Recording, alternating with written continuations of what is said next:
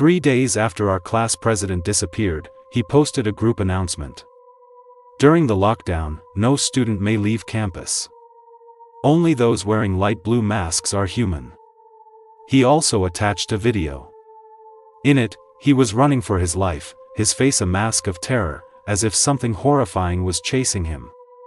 After watching the video, a high-pitched scream erupted from my roommate in our dorm room. The class group chat, usually quiet, was suddenly blowing up with messages. The video kept replaying on my phone. In the video, our class president seemed to be in a very dark place. He was running, face twisted in fear, constantly glancing over his shoulder as if something truly terrifying was right behind him. But there was nothing there. Absolutely nothing. The next second, his figure vanished into the darkness. A sickening chewing sound filled the audio, followed by his blood-curdling screams. And just like that, the video ended. The phone nearly slipped from my hand. The video's timestamp was from 3 days ago. Clearly, our missing class president had met a terrible fate. My roommate, Christina, ran out of the bathroom, trembling. What was that video? Is he dead? Leo frowned. Look, the video was just deleted. Even though the video was gone, everyone in the chat had already seen it. The messages kept flying. Everyone was speculating about how he died. Someone even suggested calling the police. That's when I tapped on the group announcement. During the lockdown, no student may leave campus. All students must wear a mask. Note, only those wearing light blue masks are human. The campus broadcast system has absolute authority. You must obey its commands. Dorm rooms are mostly safe, unless your roommate starts talking about things you don't understand. There are no elevators in the dorm buildings. Do not look in a mirror inside your dorm after 9 p.m. If you see a roommate sleeping with their head down on a desk, you must wake them up. Beware of the creatures in the darkness. You must be back in your dorm building before 10 p.m. The dorm supervisor hates students who aren't punctual. Violence between students is forbidden. The rules were just so bizarre. A sense of unease filled our room. Just then, a harsh crackle of static split the air. The campus broadcast blared to life with the class president's voice. Good evening, students. Due to an unforeseen emergency, the school is now under lockdown. All students must report to the athletic field within 10 minutes for COVID testing. For specifics regarding the testing, please refer to your class group chat announcement. Those who do not follow the rules will die. The last word repeated as if the system was stuck. A chill shot up my spine. There was a rule in the announcement about the testing. There is no fourth testing station on the athletic field. Each line is limited to 20 people. I checked the time. It was 9:10 p.m. The athletic field was about a 5-minute walk from our dorm. If we walked at a normal pace, everyone should be able to get there by 9:15. I went to the window and looked out. Our dorm window faced the field directly. Usually, I could see students out there from my window. But now, I couldn't even make out the shape of the field. There was only a thick, impenetrable darkness. The students in the group chat were panicking. I could hear doors opening in the hallway, followed by the sound of rapid, heavy footsteps. People from other rooms were heading out for the test. Suddenly, I paused as I was putting on my mask. Christina had already opened our door and turned back to look at me, confused. Emma, come on. Leo was rushing me, too. But just a moment ago, amidst the jumble of footsteps, I'd heard another sound. Laughter.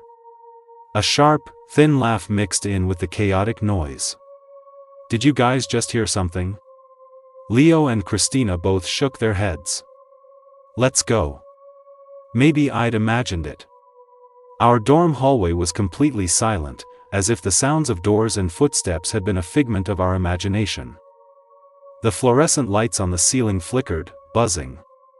A few sticky-looking insects were crawling on the light bulb. I'd never seen bugs like them before. I pushed down the strange feeling in my gut and started walking. Suddenly, a door in front of us opened. 3 girls walked out, arm in arm. I recognized their faces. I saw them around every day but had never spoken to them.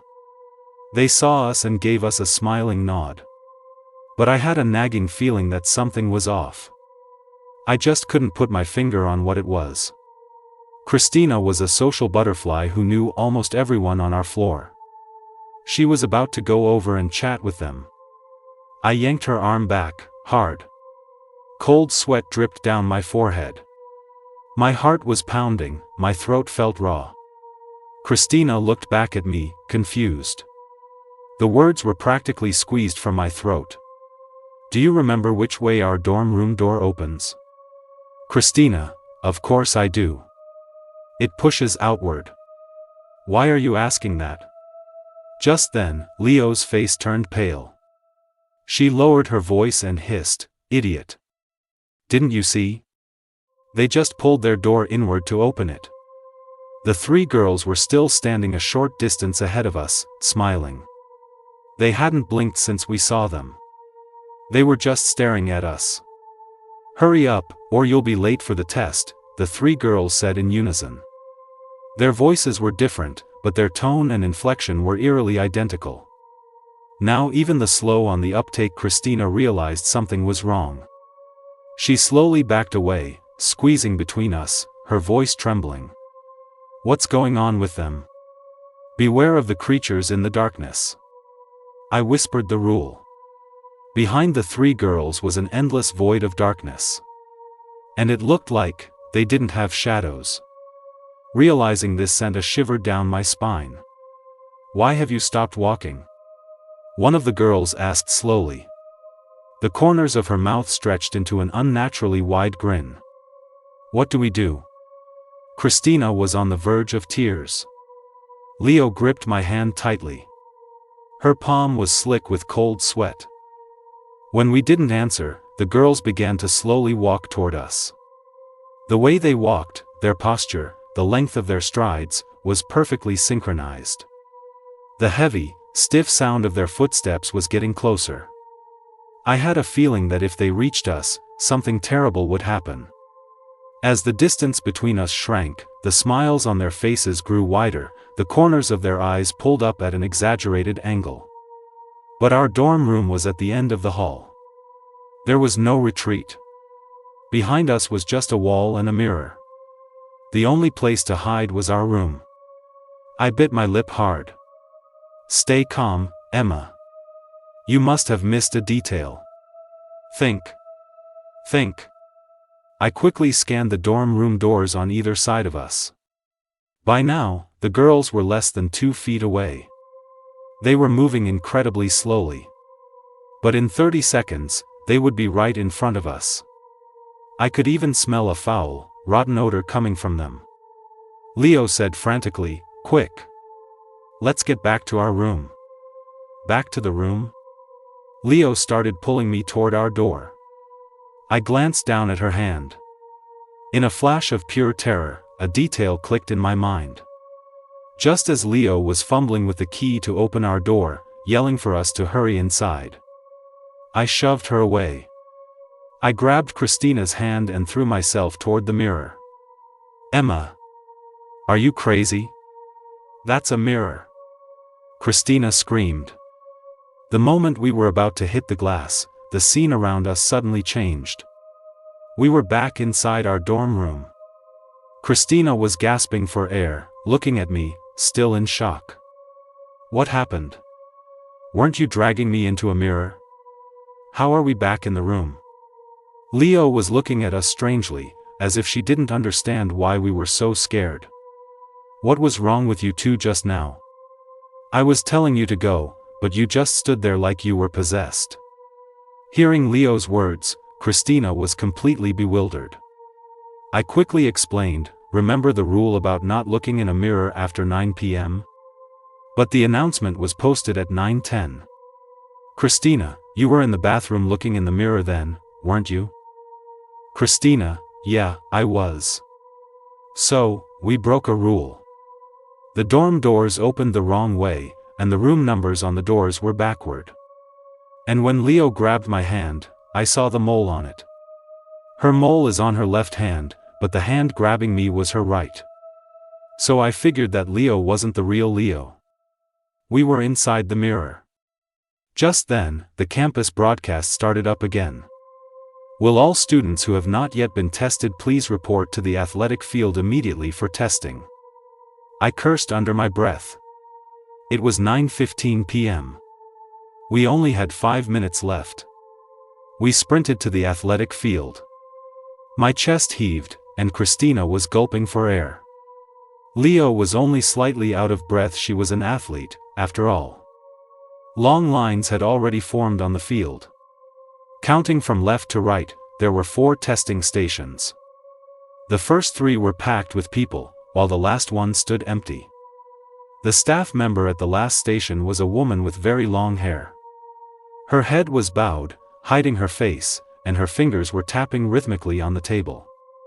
The woman gave off a very gloomy, unsettling vibe. Everyone had instinctively avoided the 4th station. I counted the people. The middle 2 lines were already full with 20 people each. Only the first line had exactly 3 spots left. Leo said, "Let's get in line." But I hesitated. How do we define the last station? If you count from left to right, the one on the far right is the last. But what if the order is right to left? If that was the case, the 4th station would actually be the first. We had less than 30 seconds before the testing time was up. We had to make a decision. The first station, or the 4th? Christina and Leo both looked to me for an answer. My back was tense as I clenched my jaw, staring hard at the lines. The lines were moving forward, one by one, in an orderly fashion. 20 seconds. 15 seconds. Sweat beaded on my nose. I could feel a cold, clammy sensation starting to wrap around my body as the deadline approached. My vision started to blur. I heard voices, both male and female, whispering in my ear. 5 seconds. A bolt of lightning split the sky.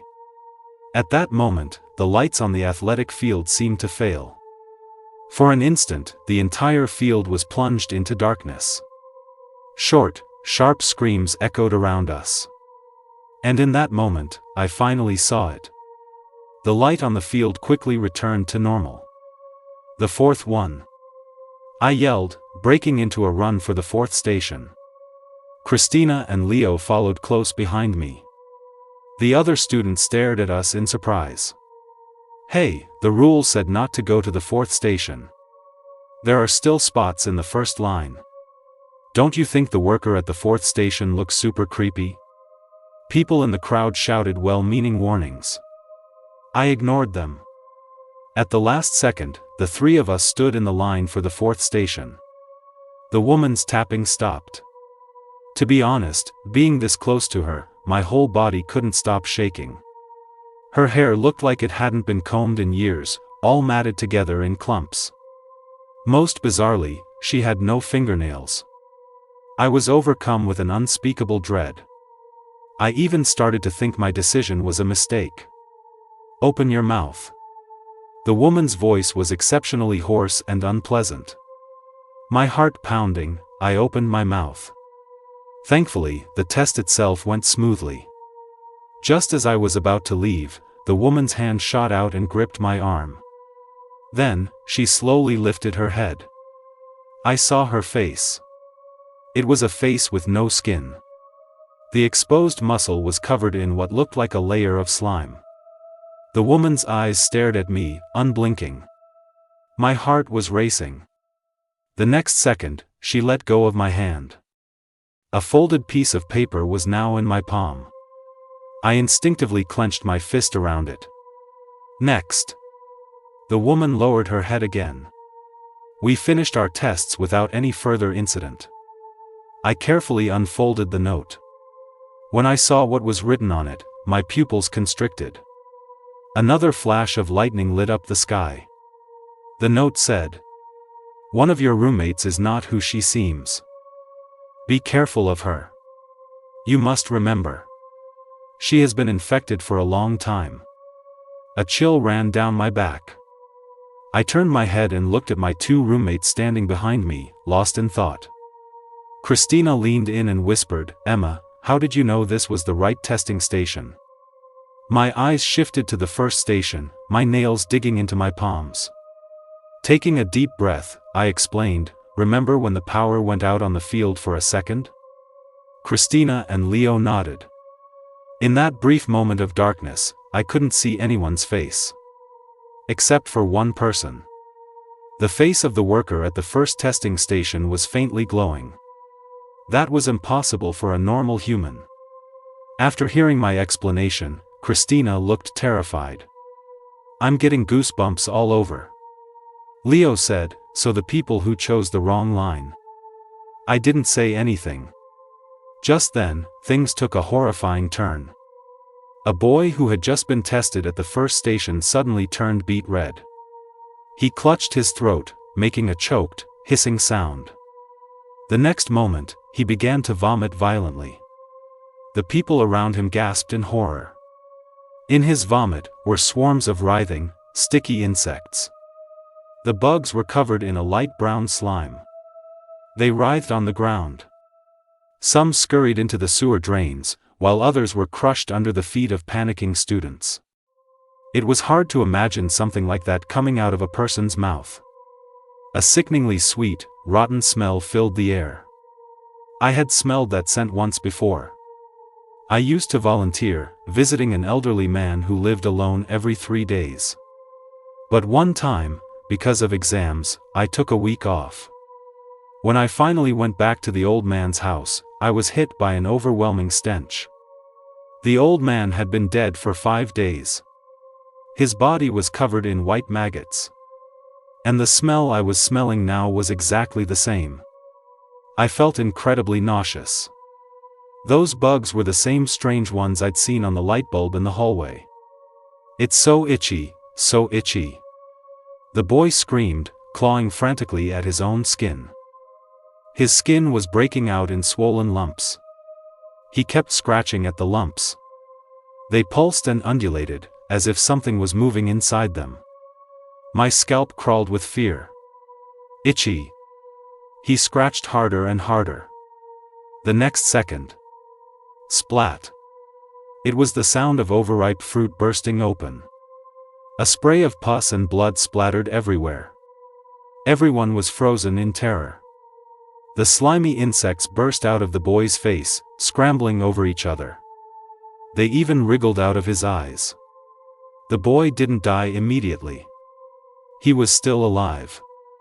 He was clearly in absolute agony, but he couldn't even make a sound. Only his chest rose and fell in shallow, frantic movements. The horrifying scene made many people scream. Christina let out a sharp gasp and jumped to my side. She grabbed my hand tightly. Her hand was cold, clammy, and slick with sweat. Leo wasn't doing much better. Her face was as white as a sheet. Her athletic frame was trembling slightly. Soon, more people started to clutch at their faces in agony. Their symptoms were identical to the boy who had just died. One boy, whose symptoms were slightly milder, rushed furiously toward the staff member. "What did you do to us when you tested us?" But he quickly realized something was wrong. On the sealed, sterile medical swabs, he could now see countless transparent, egg-like particles clinging to the cotton. He felt like something was blocking his throat. Just before he died, he finally got a clear look at the staff member's face. It wasn't a face at all. It was a collection of writhing insects that had formed the shape of a human face. The boy's last thought before he died was, "How did I not see it from the very beginning?" I couldn't stop my whole body from shaking. The athletic field was a vision of hell. Slimy insects, and the lifeless bodies of my classmates on the ground. Their vibrant lives had been turned into incubators for bug larvae. I fought back tears and fear. Christina was already sobbing uncontrollably. Leo's lips were pressed into a thin line, her body ramrod straight, not saying a word. The rest of the students seemed to be in shock, their initial screams fading into a numb silence. Everyone had come to a stark realization. The penalty for breaking the rules was terrifying. Every student who had lined up at the first station was dead. The air was thick with the smell of blood and decay. My stomach churned, and I couldn't hold it back any longer. I doubled over and dry heaved. Just then, the class president's emotionless voice came over the broadcast again. This round of screening is now complete. Thank you for your cooperation. Please return to your dorms now. But be careful on your way back. Please refer to the updated group announcement for the rules for returning. I pulled out my phone. The group announcement had indeed been updated. Rules for returning to your dorm: your room is your safest harbor. Please keep your mask on. Do not take it off for any reason, at any time. Dorm curfew is 10 p.m. The dorm supervisor despises students who are not punctual. She will lock you out without a second thought. But be aware, the campus is very dangerous at night. The creatures hiding in the darkness are watching you hungrily. The path from the athletic field to the dorms is a straight line. There are no forks in the road. If you encounter a fork, close your eyes immediately and walk straight ahead. Do not look up at the streetlights. If you hear someone call your name from behind, do not turn around. Only those wearing light blue masks are human. The school's security guards wear black uniforms. If you see a security guard in a red uniform, find a safe place to hide immediately. There are no cats on campus. Do not trust any cats. Suddenly, my phone buzzed twice. I had somehow sent myself a message. She can't be trusted. Don't believe her. She doesn't exist. But the next second, the 3 messages were retracted. I thought of the note the woman had given me, and my heart tightened. Christina and Leo stood on either side of me. They both looked normal. Just as I was looking at Leo, she turned her head and looked at me. I immediately looked away, mumbling that we should head back to the dorm. My phone showed the time was 9:40 p.m. The walk was only 5 minutes, but we moved with extreme caution. Suddenly, I heard Christina cry out. Look! What's that on top of the streetlight? Leo instinctively started to look up, but I grabbed her and pushed her head down. My forehead was covered in cold sweat as I whispered, "Don't look up at the streetlights." Leo finally remembered, her face turning pale. We didn't dare look up. I lowered my head and stared at my own feet. The dim, yellow light from the streetlight cast a glow near my shoes. The light, it seemed to be moving. My breathing became ragged. Inside the light, I could see countless long, thin shadows writhing. I tore my eyes away, drenched in a cold sweat. Just then, I felt Christina lean in close to my ear. In a drawn-out, strangely distorted voice, she said, "Why aren't you looking up at the streetlight?" I turned my head and saw Christina, her eyes wide, staring straight up. "Look, we're all hanging up there." An involuntary shiver went through me.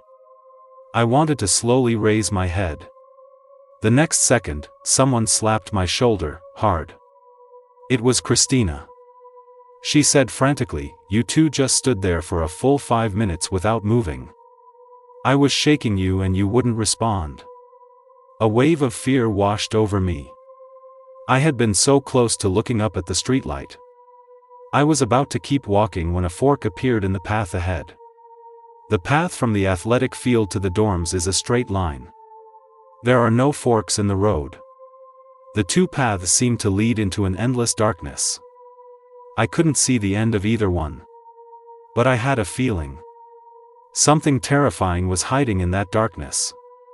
"Close your eyes. Now," I said. I squeezed my eyes shut and started walking forward, relying on instinct. I don't know how long I walked, but I eventually heard Leo call out, we're at the dorm building. You can open your eyes. I was about to open them, but I realized something was wrong. There were still a lot of people walking with us toward the dorm. If we were really at the entrance, I should have heard the scan's successful beep of the facial recognition scanner. But right now, it was dead silent. The only thing I could hear was my own frantic heartbeat. I licked my dry lips. Are we really there? Christina, we're really here, Emma. Let's hurry inside, it's almost 10. Both Christina and Leo were urging me to hurry. I pressed my lips together, kept my eyes closed, and continued walking forward. Emma, where are you going? Why are you still walking? I heard them shout. Emma, stop. Open your eyes, Emma. At first, their voices sounded normal, human. But the farther I walked, the more malice seeped into their words. It sounded like some kind of animal, deliberately mimicking a human voice. Cold sweat trickled down my forehead. After walking for what felt like an eternity, I finally heard the sound of other people's footsteps and voices. I knew then that I was back on the right path. I gasped for air and opened my eyes. Sure enough, I was back on the straight path. Christina and Leo were right beside me.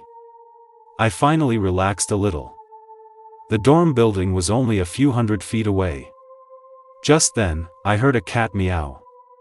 It came from the bushes nearby. There are no cats on campus. Do not trust any cats. I remembered the rule. But a tempting voice in my head whispered, "Go pet the kitty." Who could resist a kitty? I found myself uncontrollably walking toward the bushes. But another girl got there before me. I heard the meow again. But this time, I heard it clearly. That wasn't a cat's meow at all. It was a high-pitched, thin voice, mimicking a cat. "Don't go over there," I yelled, trying to stop the girl. But it was too late. Her figure vanished into the bushes. The bushes fell silent. I stared at them, unblinking. A moment later, the girl's head poked out. My hair stood on end. The girl's head was attached to a cat's body. It looked at me and let out another sharp, thin meow. But its eyes were streaming tears of blood and terror.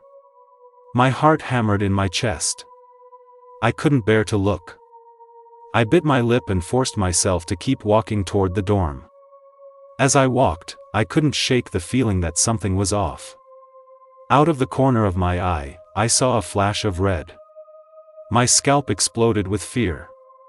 I grabbed Christina's hand. Christina was still oblivious. I subtly distanced myself from Leo. I don't know when it happened, but Leo was now wearing a red mask. Only those wearing light blue masks are human. Christina noticed it too. She stammered, Leo, your mask." Leo froze. She looked down at the color of her mask and muttered, "When did this happen?" I forgot. I think someone asked to trade masks with me, so I gave her mine. As Leo spoke, her voice grew colder, more sinister. She started to tear at her mask.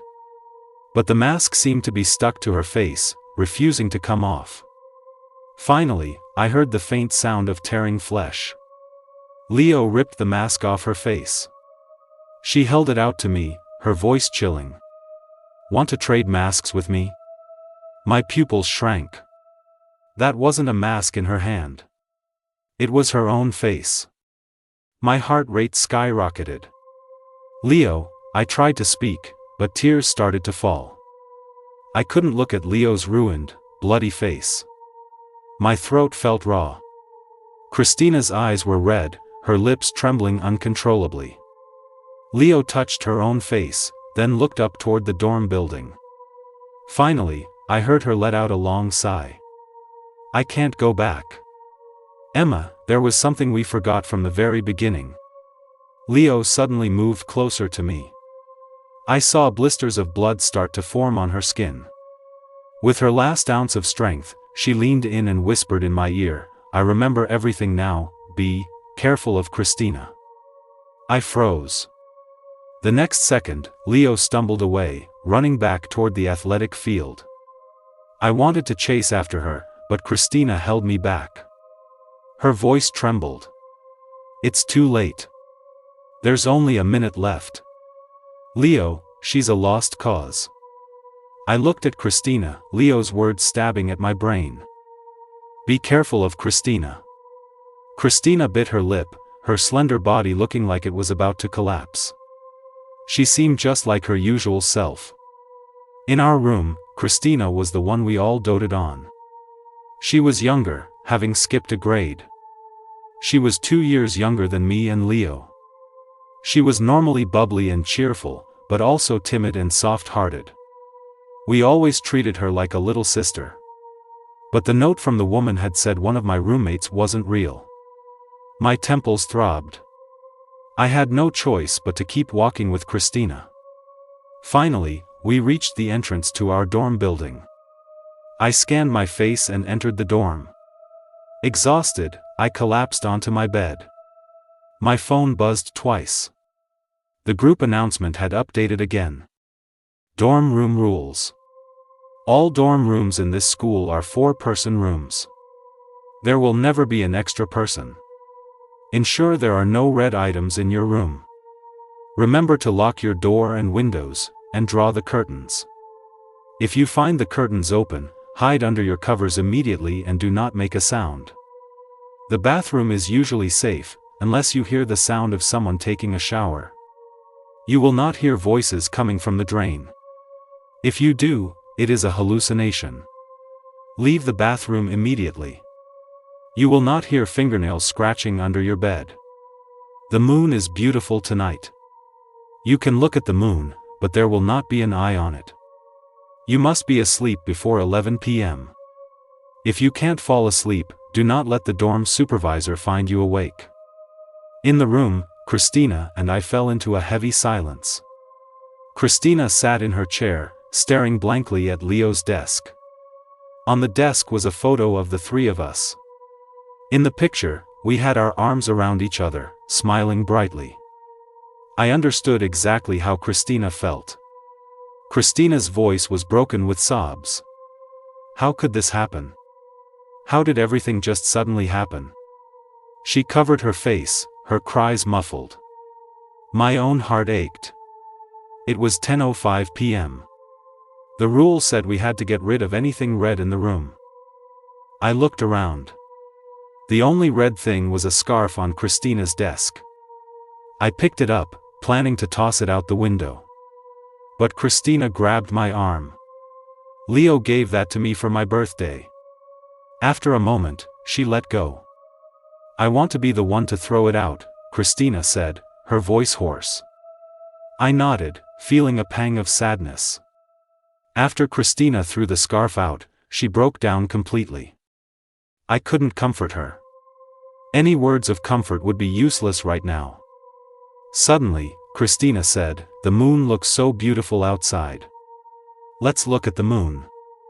I looked up, surprised. The moon tonight was indeed uncannily full. Then, I noticed something moving on the moon's surface. Looking closer, I saw that it was covered in a dense mass of eyes. The eyes were blinking frantically, all of them staring directly at me. An intense, cold feeling spread through my body. I heard whispers in my ears, a mix of male and female voices. Dark, cold, damp, sticky. My head throbbed with pain. It felt like someone was scooping out my brain. I bit down hard on my lip. The sharp pain forced me to tear my gaze away from the moon. "Christina, don't look at the moon." Christina kept her head down, asking me why in a muffled voice. "The moon, it's covered in weird eyes." The moment the words left my mouth, I saw Christina slowly, stiffly, raise her head. Her face was covered in a dense cluster of eyes. Christina smiled, and every single eye stared at me with a cold, malevolent gaze. Eyes like these? I woke up with a start. I was drenched in cold sweat. I didn't know when, but I was lying in my bed. "Emma, you're finally awake," Christina said, letting out a sigh of relief when she saw me sit up. I asked her what happened. "You just looked at the moon and then suddenly collapsed. I had to carry you to bed." I checked my phone. It was almost 11 p.m. "Let's get to sleep. Who knows what else is going to happen," I said, exhausted. Christina nodded and obediently climbed into her bed. Perhaps because I was so tired, I fell asleep without realizing it. I don't know how much time passed, but I suddenly woke up. My phone said it was 2 a.m. I glanced over at Christina. She was lying in bed, her breathing deep and steady. She was asleep. I breathed a sigh of relief and was about to roll over and go back to sleep when goosebumps erupted all over my back. When did our room fill up with so many breathing sounds? I turned over. In my peripheral vision, I saw that the other 2 beds in our room were occupied. There were people lying in them. When? They were definitely empty before I went to sleep. All dorm rooms in this school are 4-person rooms. There will never be an extra person. The 2 figures were lying ramrod straight on the beds, completely still. Like corpses. My heart leaped into my throat. I quickly squeezed my eyes shut. Screech. Someone sat up. Was it one of them? I was drenched in a cold sweat. Overcome with fear, I cracked my eyes open just a tiny slit. Pale moonlight spilled onto the floor. Wait. When did the curtains get opened? I distinctly remember Christina closing them before she got into bed. "Remember to lock your door and windows, and draw the curtains. If you find the curtains open, hide under your covers immediately and do not make a sound." I pulled the covers over my head, hiding my entire body. I was trembling uncontrollably. Creak. I heard someone get out of bed. Then, I heard sounds on the ladder leading up to my bunk. I couldn't stop shaking, my throat tightening in fear. The sound stopped right in front of my bed. I could feel them, those 2 things, standing right at the foot of my bed, looking at me. I felt a thick, heavy malice. My brain felt like it was swelling, constricting. I don't know how long passed, but the feeling of being watched finally disappeared. I opened my eyes, drenched in sweat. The 2 figures were gone. Just then, I heard the sound of a key in the lock outside our door. Oh no! I slammed my eyes shut. Was it the dorm supervisor? "You must be asleep before 11 p.m. If you can't fall asleep, do not let the dorm supervisor find you awake." Someone came in. The footsteps were stiff, heavy. My palms began to sweat. Our dorm supervisor was actually a very kind woman, but I had no idea what she had become now. The footsteps went over to Christina's bed. I peeked out from under my covers. The supervisor was standing by Christina's bed, her head bowed, studying her. Wait. That's weird. Our supervisor was barely 5 feet tall.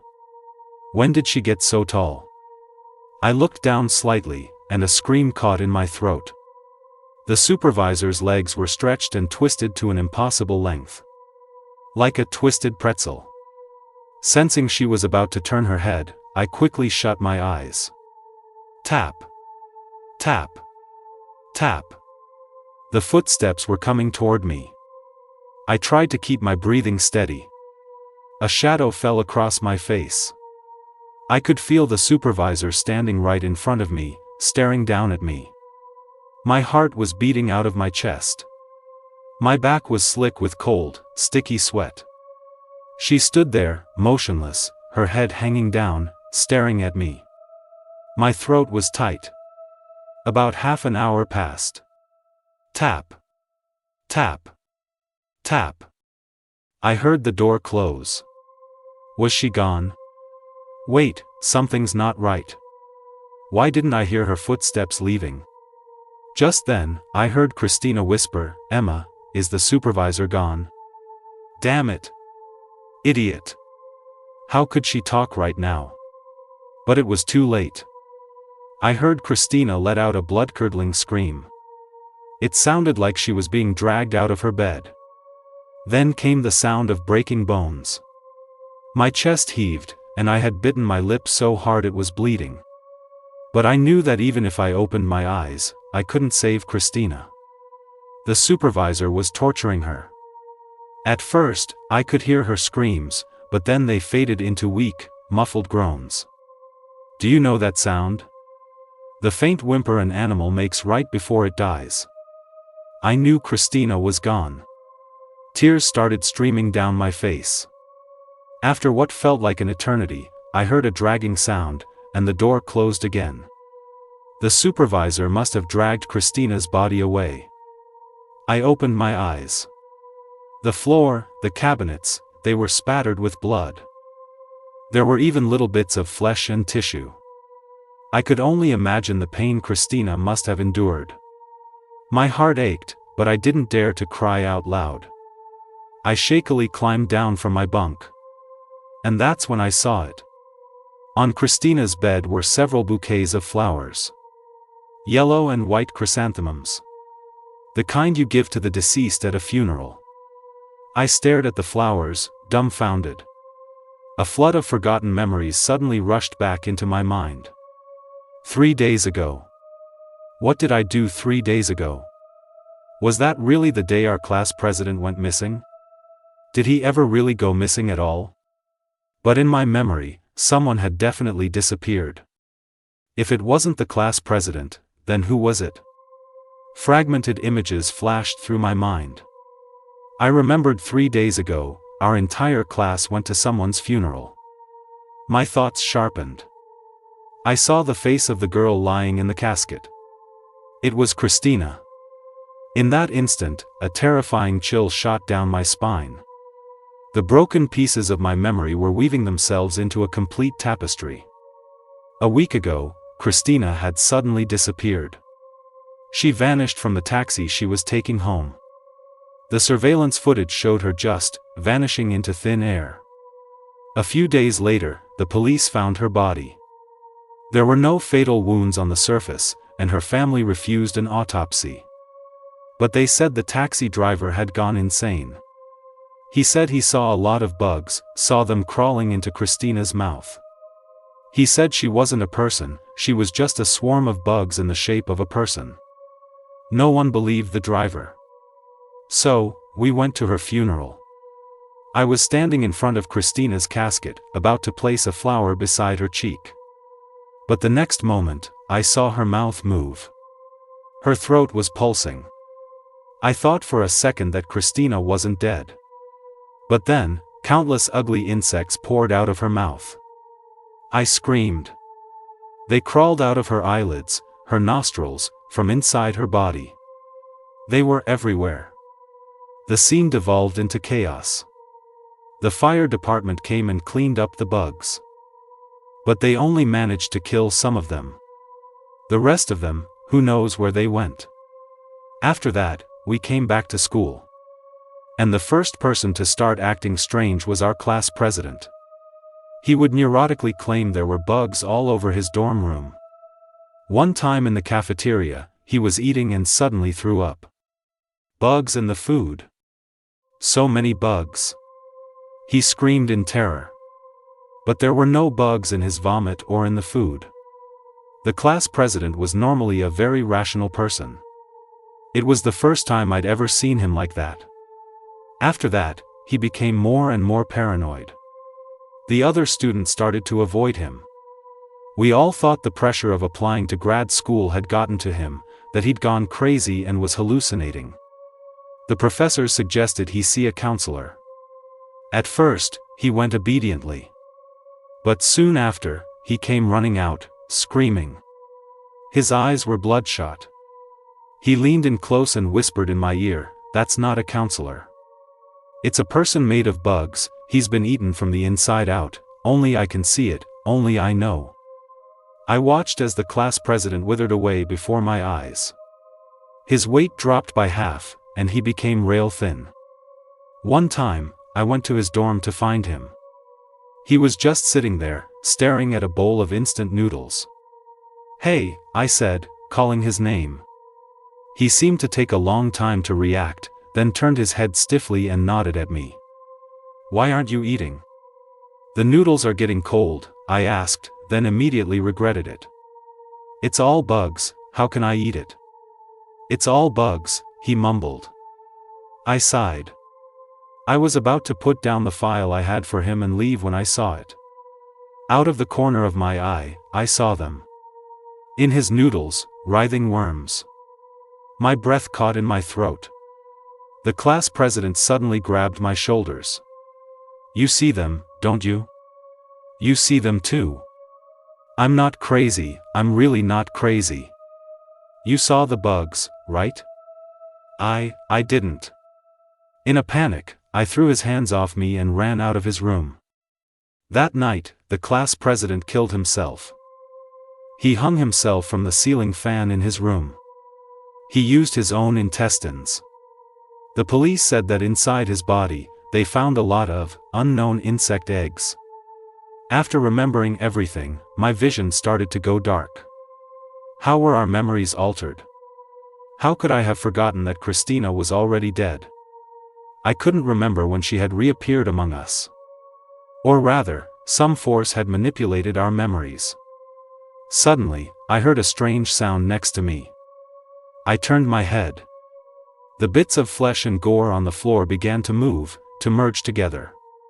Christina's face slowly began to form out of the pile of bloody muck. She gave me a smile. But when I looked closer, that wasn't a human face. It was a face made of insects. Countless, skin-crawling whispers filled my ears. My vision faded to black. Epilogue. Detective Evans, I've performed autopsies on all 29 deceased students. I've found eggs of an unknown insect species in their stomachs and various other organs, the medical examiner said, frowning. To be honest, the first time he'd opened up one of the bodies, he'd almost been sick. He'd been a medical examiner for over 20 years and had seen bodies infested with parasites before, but he'd never encountered a scene so horrifying. The body's internal organs were all completely overrun with dense clusters of eggs. Detective Evans's brow furrowed. This case is certainly bizarre. We've investigated the food and water sources these students consumed over the past month. Nothing was out of the ordinary. 3 days ago, the entire graduating class of a top university had fallen into a collective coma. They were rushed to the hospital. But 3 days later, all 29 students died from rapid organ failure. Only one student, a girl named Emma, survived. No one understood why the student's organs were full of insect eggs. The medical examiner took a sharp breath. It's almost as if these eggs were using their life force as nutrients. Detective Evans went to see Emma. She was sitting on her hospital bed, her face pale, staring blankly at her food. The detective softened his voice as much as he could. "Why aren't you eating?" He'd been told that since Emma woke up, she hadn't eaten in 2 days. Emma looked up. Her eyes were sunken, and she looked like she had aged several years. "It's all bugs, it's all full of bugs." Detective Evans froze. He looked at the food. It was perfectly clean. There were no bugs. The only explanation was that Emma had suffered such a severe trauma that her mind had snapped. He sighed. "Get some rest." He stood up and left the room. Just before he walked out, he glanced back one more time. This time, he thought he saw them. In between the rice and vegetables, writhing insects. But when he looked again, they were gone. "I must be overworked, seeing things," Detective Evans muttered to himself. But what he didn't know was that a single bug had quietly crawled up his pant leg.